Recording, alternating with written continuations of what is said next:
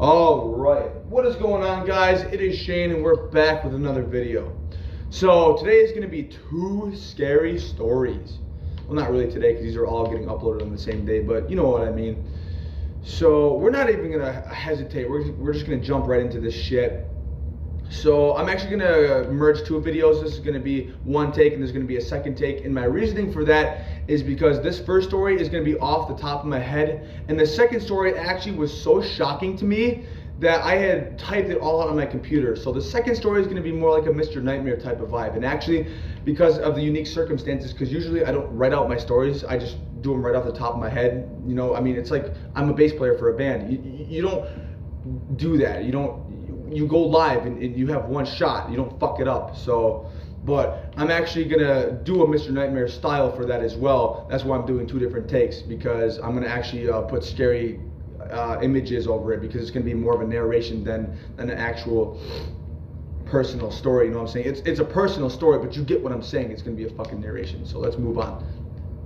So this first story is gonna take place in Hamburg, New York, and this was on Halloween of 2020. And I'm not going to disclose the location exactly because we're going to keep it a secret forever, because this place is we're going to grow weed here and all that. And if any cops see this, you can come right to my front door and I won't say a cocksucking word to you about where this weed is being grown. Fuck you. Fuck off. No. Piss off. And but yeah, my friends had built this cabin, and this was the first time I had actually just met this friend group, because I had just started going back to Buffalo because I had met a person online and had just hung out with them and smoked weed. This kid, actually funny, I met this kid because this one dude who we're trying to find and beat the shit out of, because this guy had talked a lot of shit to all the kids in our school. This one guy was a huge bully to all the kids in our school, and that's how me and this one kid actually got to know each other, was by this one dude he tries to talk shit to everybody. It's annoying. But anyway, me and this one kid, he lives in Hamburg, and we had smoked, and he was like, well, you should come out here for Halloween and I'll introduce you to all my friends. And I know all of them still now. It's pretty fucking cool. We're still all friends. And anyways, enough about that. It was Halloween night and we were all partying, and we went out to this cabin and we were partying out there. We had a generator out there. I brought my Xbox, my TV. It was really fucking rad, actually. And it's not really important, but I had bought acid cubes. I just figured I'd mention. It was a rad night. It was fun. It was a week before I had crashed my car. I was truly at a peak at that point. I was really fucking happy. And we were out in this cabin, and most of the night went normal until the generator, quote unquote, died. Now, there's quotes on that for a reason. You'll see later why there's quotes on that. And so we thought, because we had all been charging our phones on the generator, and that I had been using my Xbox, that was the reason why it had, quote unquote, died. So whatever, night goes on, about 3 hours pass, it gets to be about 5, 6 in the morning, and everybody ends up falling asleep except for me. For some reason, I couldn't fall asleep, and I almost considered dropping my tabs, but not my tabs, but they were actually sugar cubes, double dosed with acid. But I decided not to do it because I knew I had to drive in a little while. I knew I had shit to do, so I decided to stay sober. And I was sitting there, and it was in the middle of the woods, so it was dead silent, and everybody was sleeping. And I heard crunch, crunch, crunch. Now, didn't sound like hooves, like you would hear sets of two. No, it was 1, 2, 1, 2. It sounded like a person. Now, I'm not sure if it was a person or a humanoid, and there's a couple reasons for me saying this. One is because of the second story, and because we live in rural New York, because of the rake creature. Most of the rake sightings have been in rural New York. And now, I'm not trying to claim that the rake is real. I already sound like a fucking idiot just by saying that, but it's still creepy to think about, because the second reasoning for why I'm calling this not human is because, and it could have easily just been people fucking with us, but I remember after I heard it walk up, I of course was more alert, because there's something or somebody outside of our cabin, and I didn't hear it leave, is the crazy part. I didn't hear anything walk away. And I listened. I sat there and listened until I eventually did fall asleep. So either the person who was out there fucking with us stayed out there until I fell asleep, which was about a good hour after that, or it was paranormal or humanoid. I don't know what it was. But anyways, I ended up falling asleep, and morning comes along. And we all go outside and we look at the generator. And the creepy part about it is the generator had not died. It was still about half a tank full of gas. It had been switched off. And again, it was Halloween, so somebody could have been fucking with us, but it is still creepy to think about. I know I've said that a million times, but it really is creepy to think about, to be honest.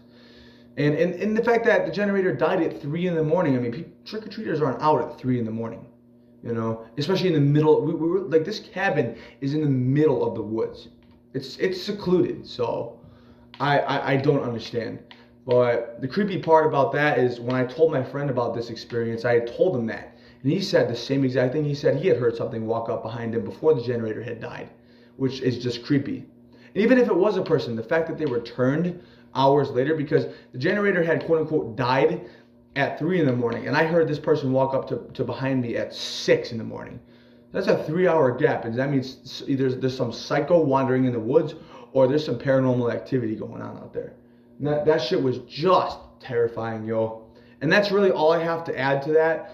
You know, it's really all that happened, but it's still creepy. And this next story is really creepy. So don't X out of this video yet. This is gonna get good, and this should be coming in right now.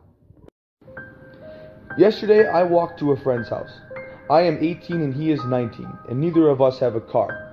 At least that is in our own name that we can use at our own convenience. I live in the country, more specifically rural New York. We were drinking, smoking, and making quite a lot of noise by the fire. Well, my phone died and so did my speaker, and I had to walk a half hour back home on the country roads, drunk and stoned as hell. Before I left my friend's house, me and him picked up on a noise. One of the eeriest screams I've ever heard. I swear to God it was a woman in the woods. The scream was repeated in a rhythmic style and would happen every 5 seconds or so. And every time it was at the exact same time. My friend, who we will call Brando, was quoted saying, "Dude, I feel bad for you. You have to walk towards that noise." Keep in mind, this dude is a soldier and he is fearless. I bet he would have let me stay, but he was still living at his parents' house and his mom locked the doors at 1:30, regardless of whether he was in or not. And she didn't even know I was there or that we were partying outside, so he said I had to leave. That was at 1:20. Those 10 minutes were dreadful. I had to walk towards this scream as that was the only road that led me back to my house. As I kept walking, the scream got closer and closer to the road. It got so close at one point that for one, I was sure it was a psychotic person or woman screaming, and two, them, or it, for that matter, could have jumped out at any second. Keep in mind there are woods along both sides of this road before you get towards some farms and houses. I just kept my cool and continued walking onward. I kept walking for a while until the repeated screaming was eventually far enough away for me to relax again.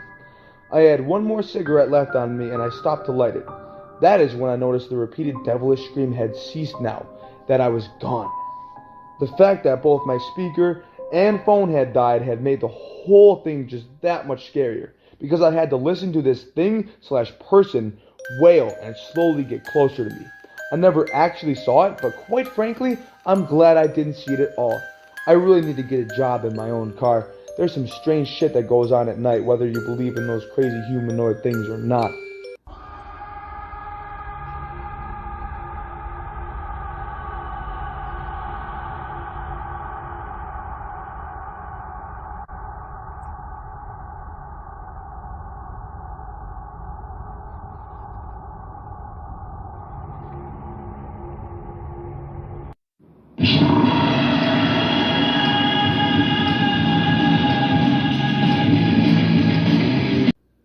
And if you guys could go subscribe to a Scare Shack, that would mean a lot to me. My friend actually runs that YouTube channel, so that would be fantastic. Thank you.